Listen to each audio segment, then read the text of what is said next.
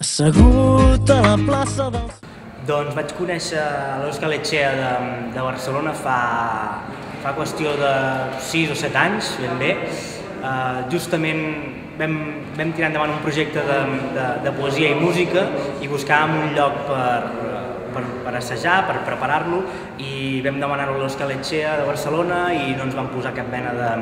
de trava, va ser tot facilitats, i crec que durant un any vam assajar cada setmana, cada 15 dies a les instal·lacions de l'Òscar Lecchea de Barcelona,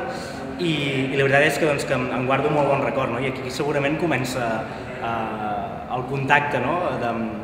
que hem anat tinguent després amb el projecte de l'Òscar Lecchea, amb el projecte de la preservació de la cultura catalana, però a la vegada també de la preservació o la difusió de la cultura del País Basc, d'Euskal Herria, a Catalunya i a casa nostra.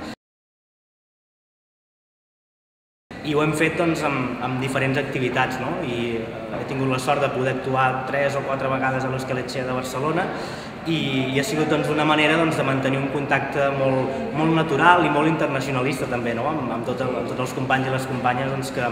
hi ha treballant a l'Òscar Lecchea o que hi ha col·laborant amb les diferents activitats que s'hi fan. I la veritat és que per mi és això, una relació molt natural, molt necessària també d'intercanvi cultural, d'aprenentatge mutu, i la veritat és que